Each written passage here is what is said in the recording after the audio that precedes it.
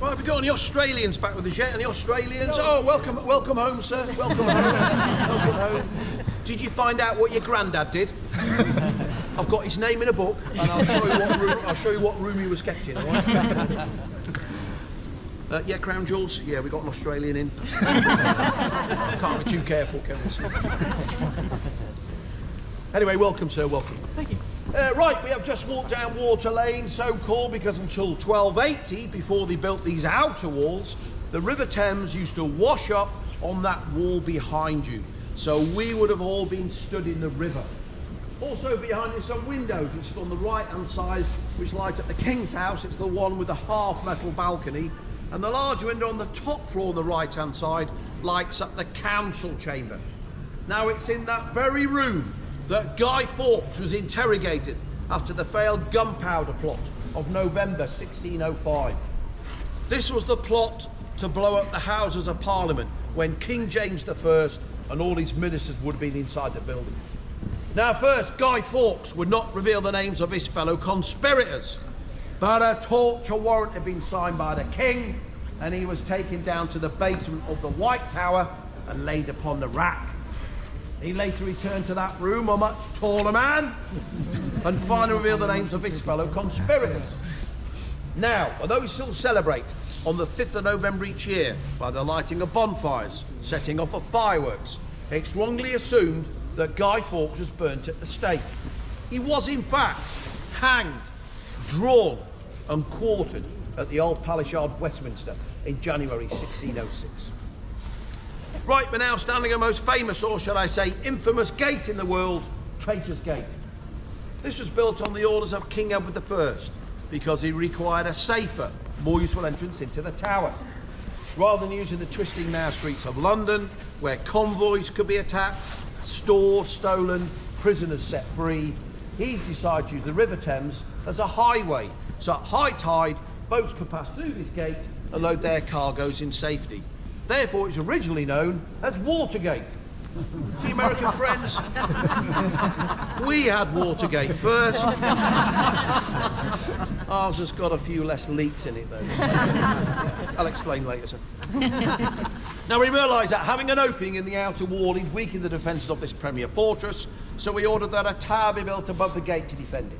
It's called St. Thomas's Tower, named after Thomas Becket, the Archbishop of Canterbury, who was murdered on the steps of Canterbury Cathedral on the orders of Edward's grandfather in 1170. Now it's a marvel of medieval architecture with the archway spanning some 61 feet, and you may notice it hasn't got a keystone. But when did it become known as Traitor's Gate? This occurred during the Tudor period because of the large amount of prisoners that entered this mighty fortress through this grim gate. Amongst them, 3 Queens of England, Queen Anne Boleyn, Queen Catherine Howard and Lady Jane Grey, and they're still laying here to this day. Now behind, ladies and gentlemen, is the Wakefield Tower. Now it's in there on the 21st of May 1471 that King Henry VI was murdered, stabbed in the back whilst at prayer. King Henry is remembered as the founder of Eton College and King's College, Cambridge, and every year on the anniversary of his death, deans from the college take part in a memorial service, and they lay sheaths of white lilies and white roses on the spot where he died. The flowers remain there for 24 hours before being taken away and burned. In fact, I think there's a ghost there at the window. You see the Henry that's over there now. Beside the Wakefield Tower is the infamous Bloody Tower. Its original name was the Garden Tower because it overlooked Lieutenant's Garden, but its name was changed to the Tower of Blood during the reign of Queen Elizabeth I because of the many dark deeds which occur within its walls.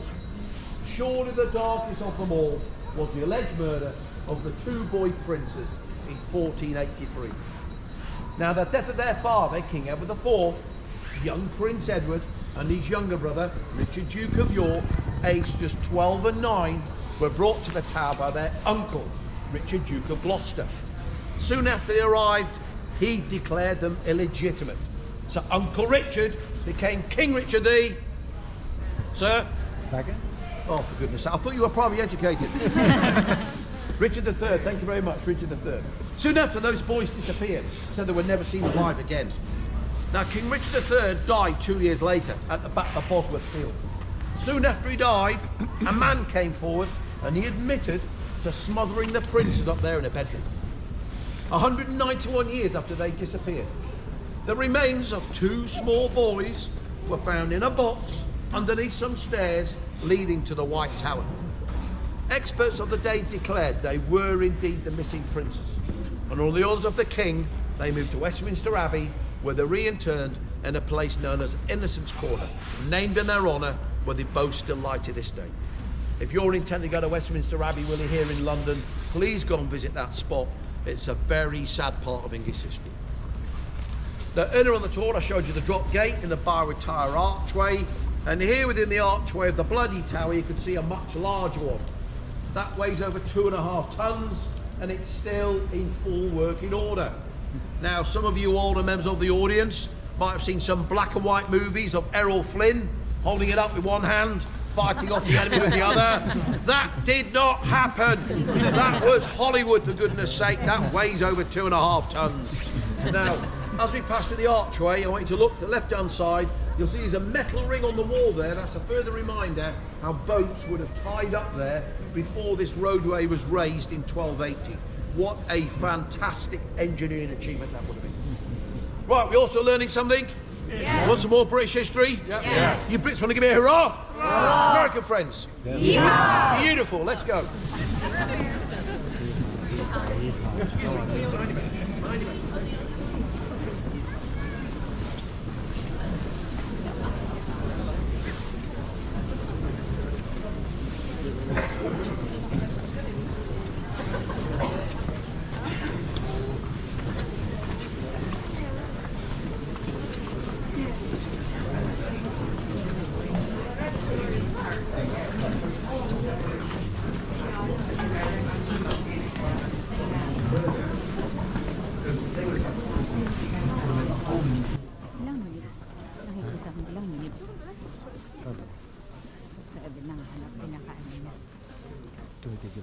Ha? Pag nag-ano siya, mga parang 6 minutes. So yung iba pa yung pag-joke niya sa umpisa.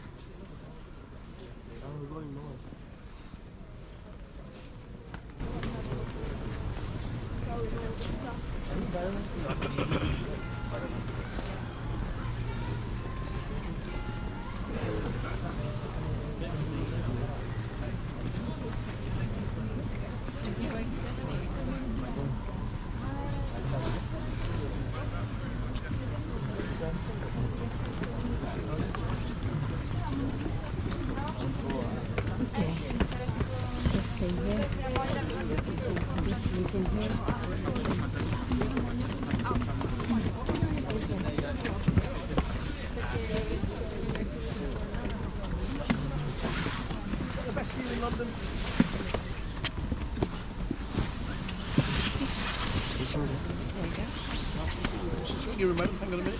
You're just a bit too close there. I need some swing. That's it, that's it. There. Swing room. Need swing room, look. Right there.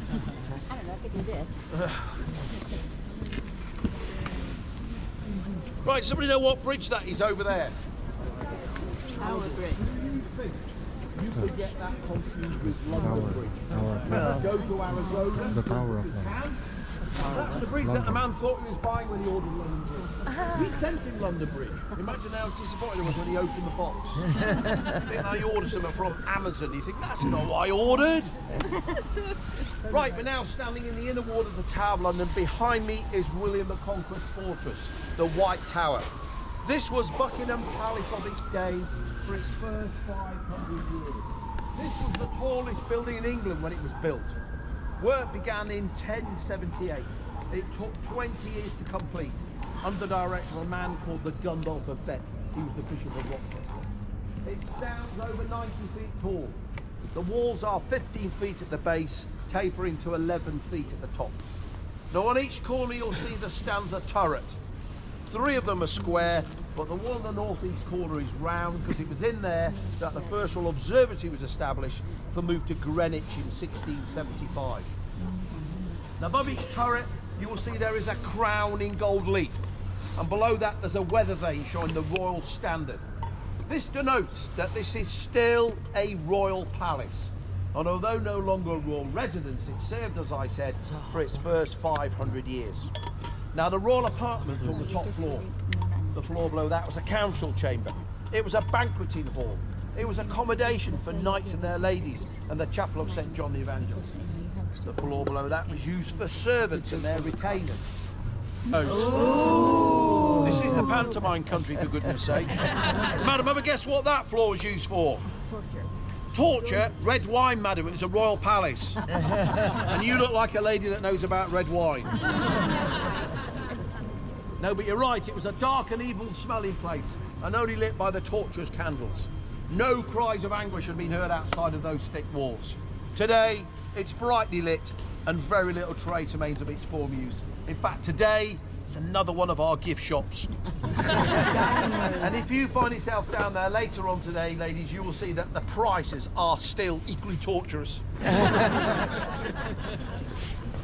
Right, on the grass here behind me is the home of our tower ravens. There's an ancient legend about these large birds. Now, when William the Conqueror was about to take he got bathing the banner of a raven. And when he decided to settle here and build this fortress, he rested his banner here, and he stated, as long as the banner stands, England will be protected. So the legend states that if the ravens ever leave, the White Tower will go into dust, and a great disaster before the monarchy. So by a royal decree of King Charles II, we must keep 6 ravens in all time. So, ladies and gentlemen, do you think in 2023 we believe in old legends? Do you think we keep 6 ravens? Yes! We don't, we keep 7. We keep one spare Extra. just in case one snuffs it overnight. We can sneak him out in the morning. Right, that's where the Kings and Queens live. I'm now going to take us on to Tower Green, show you where some of them tragically died. Let's go that way.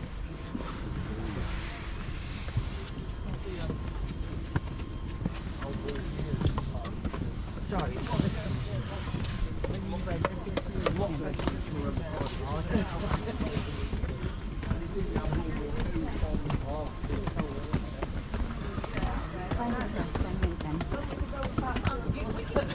There we go. Traitor.